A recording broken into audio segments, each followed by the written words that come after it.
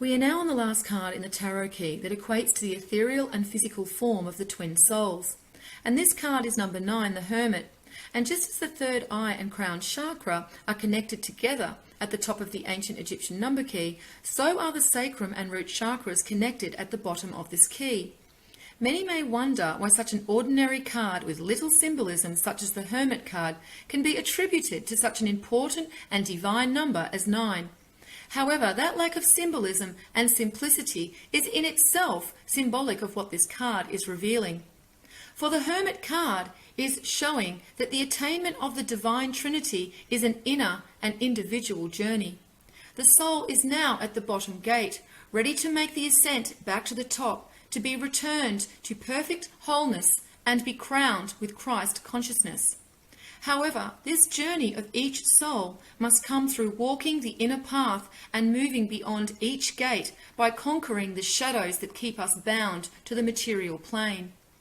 A soul conquers these shadows of his dark, unconscious nature by having an understanding of himself. And this is done through knowledge seeking and wisdom. Ecclesiastes 7:12. For wisdom is a defence, and money is a defence. But the excellency of knowledge is that wisdom giveth life to them that have it. Proverbs 4:7. Wisdom is the principal thing, therefore get wisdom, and with all thy getting, get understanding. The lantern he holds in front of him illuminates his path, and it is symbolic also for the illumination within his own heart. For we see that within the lantern there is a 6-pointed star representing the hexagram. And as we have seen in the previous videos, the hexagram is symbolic for the upper and lower forces meeting at the ethereal heart. We can see the star also aligns with the Hermit's heart, and his hand is held above, aligned with the third eye. For as we now know, the truth of ourselves will be revealed to us through the heart and mind working in harmony. So now let us see where the Hermit card is connected on the golden mean section. And we see that this is at the number 34.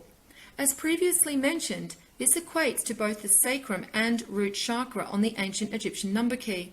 And when we deduce 34, we get 7. So now we have a symbolic connection to the 7 gates that the Hermit must traverse to be crowned at the 7th gate as the Divine Trinity. These gates are also known as the 7 heavens, and this is found in many major traditions and mythologies, such as Islam, Judaism, Hinduism, and Christianity, as well as in Hermeticism and Gnosticism. And in Abrahamic religions, the throne of God is said to be above the 7th heaven, and this again equates with the crown chakra and Kether on the Kabbalah tree of life. In the Quran it states, "See you not how Allah has created the 7 heavens, one above the other, and made the moon a light in their midst, and made the sun a lamp?" This verse is relating to the 7 inner gates to God, and also symbolically represents the male and female twin souls in the sun and the moon. The Hindu tradition also has the concept of 7 heavens, and the 7th heaven is known as Brahmapura, and it is said to be the abode of the god Brahma. The 7 gates are not just representing the ascent back to the divine within us, but also the 7 primary energetic points of the ethereal body. Luke 13:24. Strive to enter in at the strait gate, for many, I say unto you, will seek to enter in, and shall not be able. However, let us look again at the number 34. It is obvious our ancient ancestors knew the importance of this number, and 34 had a significant role in their astronomical calculations. In the prehistoric temples of Chaco Canyon in New Mexico, one of the most famous of these temples is the Casa Rinconada. This temple is circular and has 34 masonry vaults corresponding to an astronomical cycle of 34 days. There are also some very interesting quotes in regards to this number from some notable representatives within the religious establishments. In a vision, Brother Joseph Francis tells that one day he saw the crowning of the thorn of our Lord during his passion. By 3 times one had removed and replanted the crown, and each time thorns penetrated in his head, leaving 34 deep wounds. Another is from the priest Padre Pio, who said about himself, "I am a priest who prays." One day he answered to his superior, who asked him how many rosaries he had recited each day. "Bah, to my superior, I have to tell the truth. I recited 34 of it." And Dante, who many considered as being a great initiate, devoted 33 songs of his Divine Comedy to the Purgatory, 33 to the sky, and 34 to hell. What Dante relayed here is very significant, as we now understand that 33 is related to the crown chakra at the top gate, and 34 to the root chakra at the bottom gate. And Dante had strong connections within the religious institutions, especially Pope Boniface. So therefore it is not hard to imagine he had access to secret knowledge. However, there are yet other numbers encoded within the number 9 Hermit card. For if we look at the Fibonacci sequence once again and add the sum of all the previous numbers to this point, we get the number 88.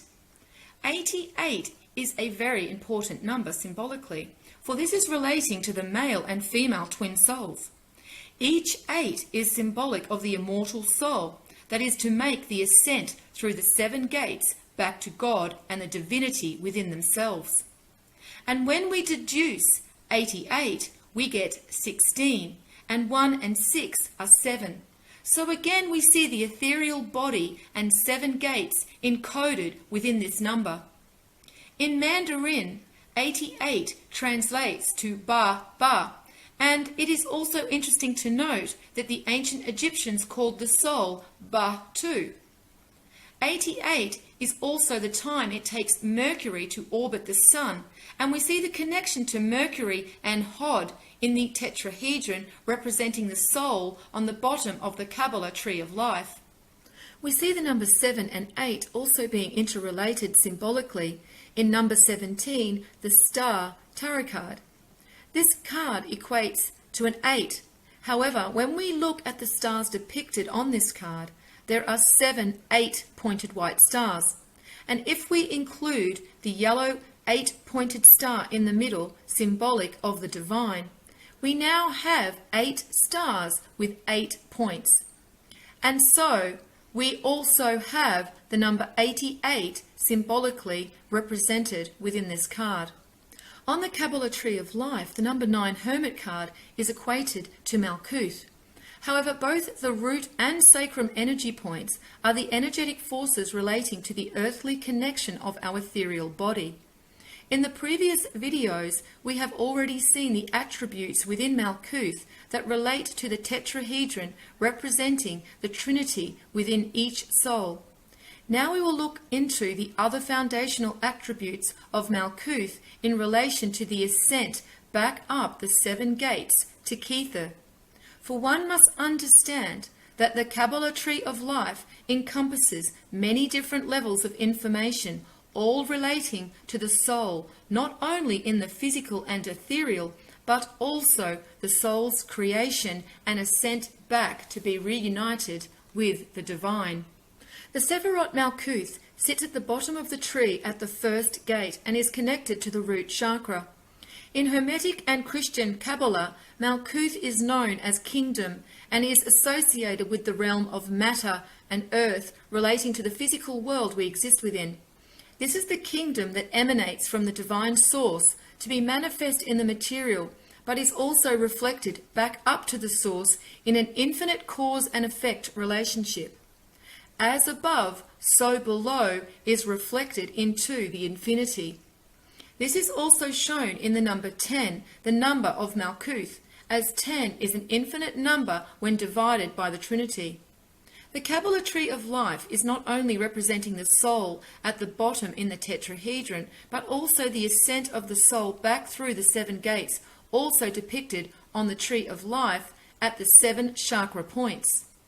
If we add the sum of all the Sephiroth and paths representing the chakra points, when we get to the third eye chakra, this equates to 85.